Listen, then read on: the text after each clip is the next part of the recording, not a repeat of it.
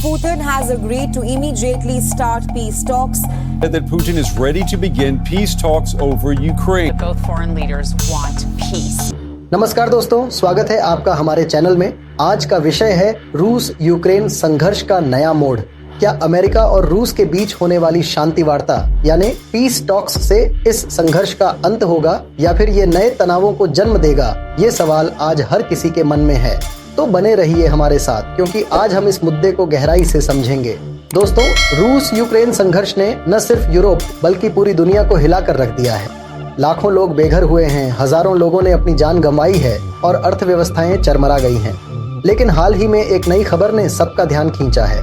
अमेरिकी राष्ट्रपति Donald Trump और रूस के राष्ट्रपति व्लादिमीर पुतिन के बीच एक बहुत ही प्रगतिशील फोन कॉल हुई है। ट्रंप ने संकेत दिया है कि संघर्ष को समाप्त करने के लिए वार्ता जल्द ही शुरू हो सकती है। अब सवाल ये है कि क्या ये वार्ता सच में संघर्ष को खत्म कर सकती है या फिर ये सिर्फ एक राजनीतिक चाल है? ट्रंप ने कहा है कि ये वार्ता अमेरिका, रूस और संभवतः सऊदी अरब के बीच हो सकती है। लेकिन यूक्रेन के राष्ट्रपति वोलोडिमिर जेलेंस्की ने इस पर सख्त प्रतिक्रिया दी है। उन्होंने कहा है कि बिना यूक्रेन की भागीदारी के किसी भी वार्ता को वो खारिज कर देंगे। उन्होंने इसे बहुत खतरनाक बताया है। दोस्तों, ये बात समझने वाली है। यूक्रेन इस संघर्ष का मुख्य पक्ष है और अगर उसे वार्ता में शामिल नहीं किया गया तो ये समझौता कितना सफल होगा। विशेषज्ञों का मानना है कि ट्रंप रूस और यूक्रेन दोनों से रियायतों की उम्मीद कर रहे हैं। लेकिन क्या ये संभव है? नाटो सहयोगियों ने भी इस मामले पर अपनी चिंता जताई है। उनका कहना है कि यूरोप को किसी भी भविष्य की वार्ता में शामिल किया जाना चाहिए। केवल एक निष्पक्ष समझौता ही स्थायी शांति सुनिश्चित कर सकता है। लेकिन क्या रूस और अमेरिका यूरोप की बात मानेंगे? ये सवाल अभी अधर में लटका हुआ है। दूसरी तरफ यूक्रेन को हाल ही में फ्रांस से मिराज 2000 फाइटर जेट मिले हैं, जिससे उनकी वायुसेना की ताकत बढ़ने की उम्मीद है। ये जेट्स विभिन्न प्रकार के मिशन के लिए सक्षम हैं, जिनमें हवाई रक्षा और रणनीतिक हमले शामिल हैं।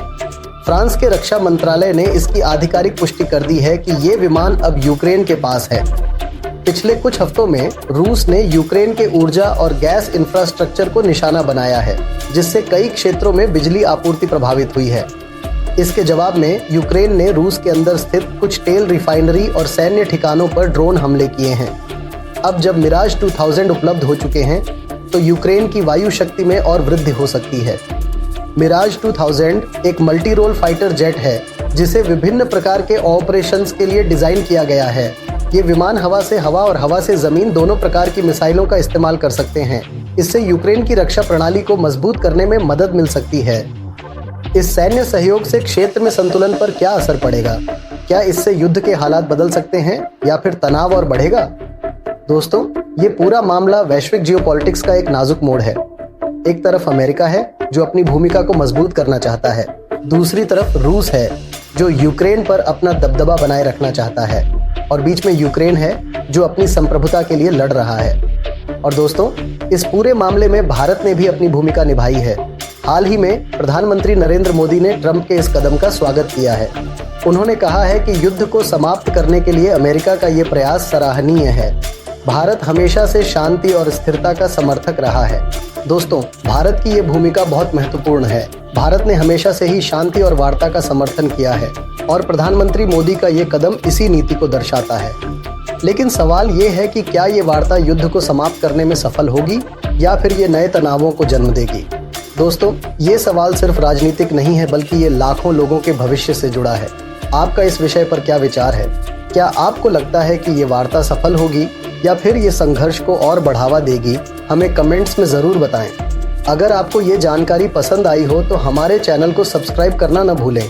ऐसे ही ताज़ा अपडेट्स और गहन विश्लेषण के लिए बने रहिए हमारे साथ। और हाँ, इस वीडियो को लाइक और शेयर करना न भूलें ताकि ज़्यादा से ज़्यादा लोग इस जानकारी तक पहुँच सकें। तो दोस्तों, ये था आज का वीडियो। फिर मिलेंगे अगली वीडियो में। तब तक के लिए धन्यवाद।